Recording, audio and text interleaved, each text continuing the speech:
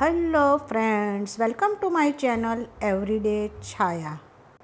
આજે આપણે બનાવીશું દરેક ગુજરાતી ઘરોમાં ખવાતી ગુજરાતી ખાટી મીઠી દાળ. દરેક રિજનમાં દાળ જુદી જુદી રીતે બનતી હોય છે. સાઉથ ગુજરાતમાં એટલે કે સુરતથી વાપી સુધી લગભગ આ રીતે દાળ બનતી હોય છે. તો ચાલો શરૂ કરીએ.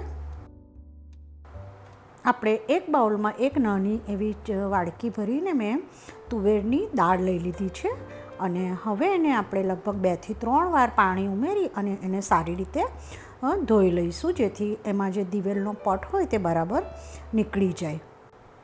જો તમારી પાસે ટાઈમ હોય તો તમે એને થોડી વાર માટે ગરમ પાણીમાં બોળી અને રાખી શકો, જેથી સહેલાઈથી દિવેલ નીકળી જાય. મેં અહીં સારી રીતે દાળને ધોઈ લીધી છે.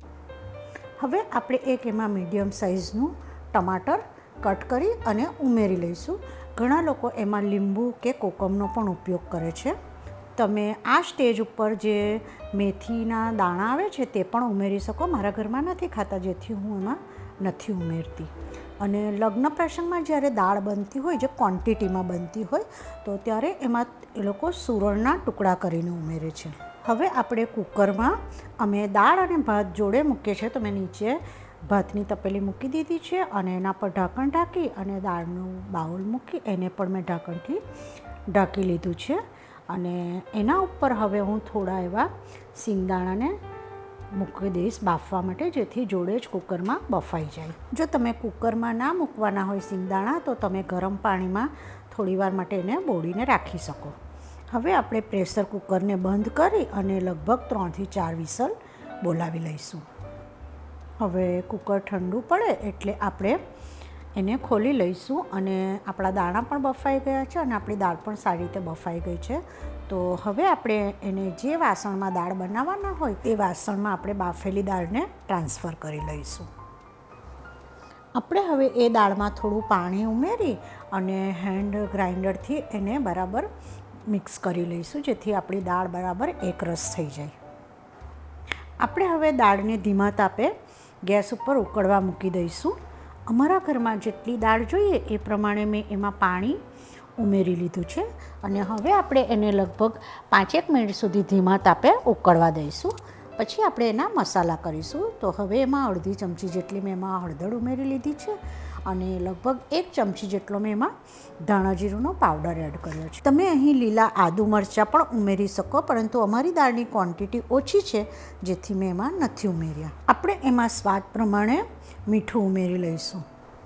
અહીં મેં મેથીનો સંભાર ઉમેર્યો છે, જે આપણે અથાણામાં યુઝ કરીએ છીએ તે. કારણ કે અમે બાફતી વખતે મેથી નથી નાખતા, તો હું મેથીના કુરિયાનો આ રીતે ઉપયોગ કરું છું અને આનાથી દાળનો ટેસ્ટ ખૂબ સરસ લાગે. આપણે હવે અહીં ગોળ ઉમેરી લઈશું. ગોળનું પ્રમાણ થોડું વધારે લેવું. આપણે હવે એને ધીમે તાપે સારી રીતે ઉકળવા દઈશું. લગભગ 5 થી 10 મિનિટ થઈ ગઈ છે, તો આપણી દાળ પણ સારી રીતે હવે ઉકળી ગઈ છે. તો હવે આપણે એમાં એક વઘાર કરી લઈએ. આપણે એક વઘારિયામાં થોડું તેલ લઈ લઈશું. તેમાં તેલ ગરમ થાય એટલે થોડી રાઈ અને જીરું એમાં આપણે ઉમેરી લઈશું. અને રાઈ અને જીરું તતળે થોડું એટલે આપણે એમાં સૂકા વઘારના મરચાં ઉમેરી લઈશું. તમે વઘારમાં મેથી અને કઢી પત્તા પણ ઉમેરી શકો. ઘણા લોકો એમાં તજ અને લવંગ પણ ઉમેરતા હોય છે. હવે આપણે એમાં હિંગ અને લાલ મરચું ઉમેરી ઉકળતી દાળમાં એને ઉમેરી દઈશું અને હલાવી લઈશું. આપણે હવે એમાં જે બાફેલા દાણા હતા તે ઉમેરી લઈશું અને થોડા એવા આપણે લીલા ધાણા ધોઈ અને એમાં કટ કરી અને ઉમેરી લઈશું અને થોડી વાર માટે હજી એને આપણે ઉકળવા દઈશું. જો આપણી એક તપેલી દાળ હોય તો એને ઉકાળી અને આપણે પોણી તપેલી જેટલી, એટલે કે 3/4 તપેલી જેટલી દાળ ઉકાળવી, જેથી તેનો ટેસ્ટ પણ સરસ આવશે અને દાળ આપણી જાડી પણ થશે. જો તમને જરૂર જણાય તો આ સ્ટેજ પર લીંબુનો રસ ઉમેરી શકો. આપણી દાળ સારી રીતે ઉકળી ગઈ છે અને તે સર્વ કરવા માટે રેડી છે. તો આપણે એને ગુજરાતી પરફેક્ટ લંચ એટલે કે દાળ ભાત શાક રોટલી રાયતું અથાણું અને પાપડ કે પાપડી જોડે એન્જોય કરીશું. Thank you for watching my channel. અને જો તમને મારી રેસિપીઓ ગમતી હોય તો please subscribe my channel. Like, share અને સબસ્ક્રાઈબ એકદમ ફ્રી છે.